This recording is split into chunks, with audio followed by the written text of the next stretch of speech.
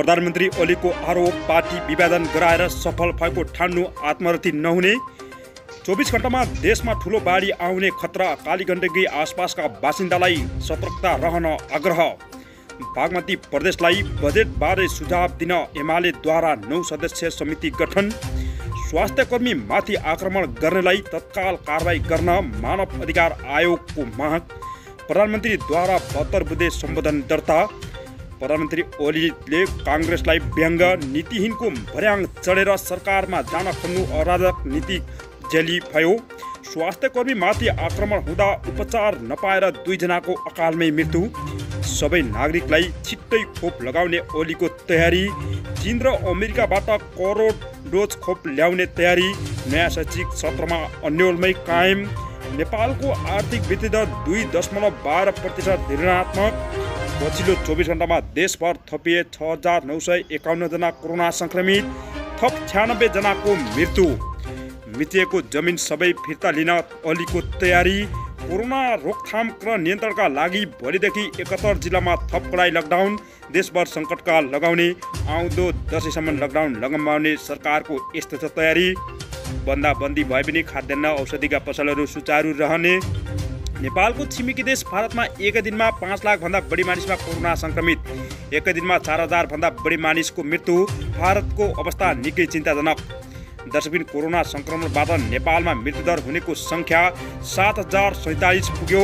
प्रधानमन्त्री ओलीले राष्ट्रका नाममा सम्बोधन गर्ने यस्तो तयारी। अब पुरा समाचार।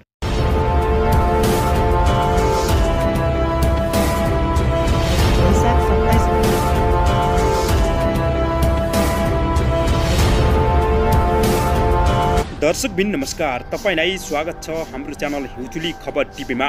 अहिलेसम्म हाम्रो च्यानललाई सब्सक्राइब गर्नुभएको छैन भने कृपया हाम्रो च्यानललाई सब्सक्राइब गरी हामीसँग जोडिनुहोला। 24 घण्टा नयाँ, ताजा र फरक खालका समाचार हेर्न पनि नछुट्नुहोला।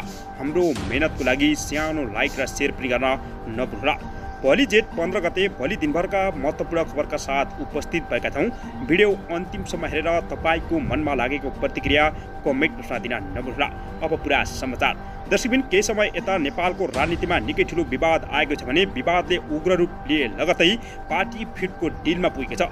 यसै क्रमलाई मध्यनजर राख्दै प्रधानमन्त्री केपी शर्मा ओलीले पार्टी विभाजन गराएर सफल भएको ठान्नु आत्मरति मात्रै भएको बताएका छन् भने शुक्रबार राष्ट्रका नाममा सम्बोधन गर्दै उनले आफ्ना सांसदहरूको समर्थनमा काङ्ग्रेस सभापति शेरबहादुर देउवाले प्रधानमन्त्रीमा दाबी गरेप्रति लक्षित गर्दै यस्तो बताएका छन्।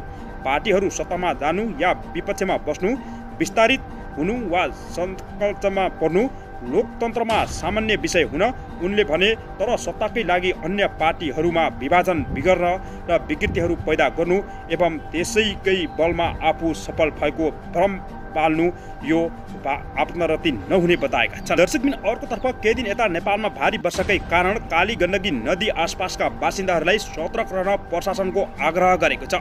यसै पर्वत जिल्ला प्रशासन कार्यालय पर्वतले जारी वर्षाका कारण बाढी पहिरोको जोखिम रहने भन्दै सुरक्षित रहन नागरिकहरूलाई अनुरोध सम्म गरेको छ। पश्चिम बङ्गाल खाडीमा विकसित भएको जलवायुको प्रभाव, त्रास, चक्रवातका कारण नेपालमा समेत भित्रिएको मौसमी बदलीका कारण सबैलाई सतर्क रहन अनुरोध गरेको छ भने सहायक प्रमुख जिल्ला अधिकारी कृष्ण प्रसाद सुवेदीले बताएका छन्। उनका अनुसार जेठ 13 गते बिहिबारदेखि जेठ 15 गते शनिबारसम्म पर्वतमा भारी वर्षाका सम्भावना रहेको तथा राष्ट्रिय विपद जोखिम न्यूनीकरण तथा व्यवस्थापन प्राविधिकरणबाट सूचना पाएपछि नागरिकहरूलाई सचेत रहन समेत आग्रह गरेका छन्। दर्शकबिन, अर्को दुःखद खबर। राष्ट्रिय मानव अधिकार आयोगले बाँकेको नेपालगञ्ज स्थित भेरी अस्पतालमा कोरोना संक्रमितको उपचारमा खटिएका स्वास्थ्यकर्मीमाथि कुटपिट गर्नेलाई तत्काल कानुनी कारबाहीको दायरामा ल्याउन माग समेत गरेको छ। आयोगले शुक्रबार एक विज्ञप्ति जारी गर्दै चिकित्सकमाथि भएको आक्रमण दुःखद भएको बताएको छ भने आयोगका प्रवक्ता समेत रहेका सहसचिव डाक्टर टीकाराम पोखरेलले जारी गरेको विज्ञप्तिमा घटनाको शीघ्र प्रभावकारी अनुसन्धान गरी दोषीलाई कानुनी दायरामा ल्याउन, यस प्रकारको कार्यको पुनरावृत्ति हुन नदिने कुराको सुनिश्चित गर्न सरकारको ध्यानाकर्षण समेत गराएको छ। कोभिड-19 को महामारीमा अग्रवर्तीमा सही अहोरात्र खटिएका स्वास्थ्यकर्मीमाथि भएका यस प्रकारका कुटपिट तथा अस्पताल तोडफोडको घटनाले अहिलेको सङ्कटको अवस्थामा उच्च मनोबलका साथ कार्य गर्नुपर्ने, स्वास्थ्यकर्मीको मनोबल र प्रतिष्ठानमा नकारात्मक असर पर्ने आयोगले ठहर गरेको छ भने दोषीलाई कडाभन्दा कडा कारबाहीको माग समेत राखिएको छ। दर्शकबिन, पछिल्लो समयमा देशमा तीव्र रूपमा फैलिएको कोरोना महामारी पछिल्लो 24 घण्टामा 6,951 जनामा कोरोना संक्रमित पुष्टि भएको छ भने स्वास्थ्य तथा जनस्वास्थ्य मन्त्रालयका अनुसार आज 20,110 जनामा कोरोना परीक्षण गरेको थियो भने कोरोना संक्रमित र मृतकको संख्या घटेको छ। यस अवधिमा थप 96 जनाको कोरोनाका कारण मृत्यु भएको छ भने मृत्यु हुनेको संख्या 7,047 जना पुगेको मन्त्रालयले जनाएको छ।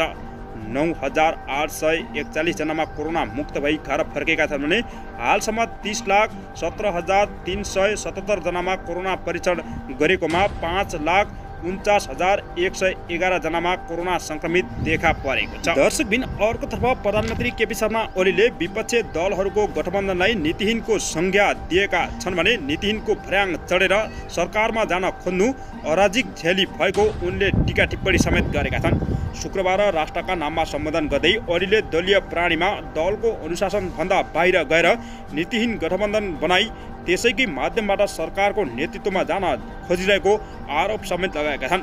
आफ्ना लागि सरकारको नेतृत्व साधन मात्रै भएको, साध्य नभएको भन्दै उनले लोकतन्त्रको सिद्धिकरणका लागि ताजा जनादेशमा जाने निर्णय समेत दाबी गरेका छन्। दर्शकबिन, अर्कोतर्फ प्रधानमन्त्री केपी शर्मा ओलीले सबै नागरिकहरूलाई कोरोना विरुद्धको खोप छिट्टै लगाउने तयारी गरेको बताएका छन्। सिंहदरबारबाट राष्ट्रका नाममा सम्बोधन गर्दै उनले पहिलो डोज लगाएर दोस्रो डोज लगाउन पर्खिरहेका र अन्य सबैलाई खोपको प्रबन्ध गरिने बताएका छन् भने खोपको असमान वितरण हुँदा विकासशील मुलुकका सङ्ग्रह योजना प्रभावकारी भएको उल्लेख गर्दै उनले त्यसमा विश्वव्यापी सहकार्य आफूले गरेको बताएका छन् भने सबै जनतालाई छिट्टै खोप लगाउने तयारी गरेको बताएका छन्। दर्शकबिन, अर्कोतर्फ नेपालको आर्थिक वृद्धि दर 2.12% ऋणात्मक अवस्थामा पुगेको छ भने पछिल्लो 2 दशकमै पहिलो पटक नेपालको आर्थिक वृद्धि दर 2.12% ऋणात्मक अवस्थामा पुगेको हो। शुक्रबार सार्वजनिक आर्थिक सर्वेक्षण 2078 मा 2071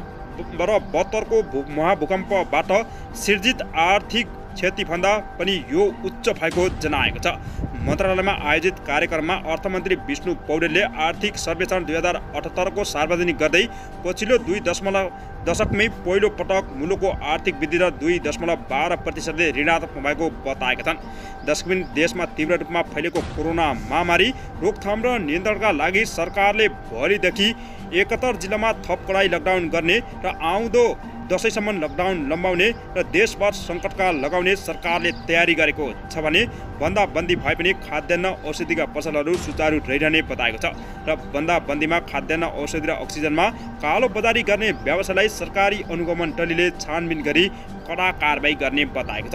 यसै क्रममा नेपालको छिमेकी देश भारतमा एकै दिनमा 4 लाखभन्दा बढी मानिसमा कोरोना संक्रमित फैलेको छ भने एकै दिनमा 5,000 भन्दा बढी मानिस कोरोनाकै कारण मृत्यु भएका छन् भने भारतको अवस्था निकै चिन्ताजनक रहेको बताएका छन्।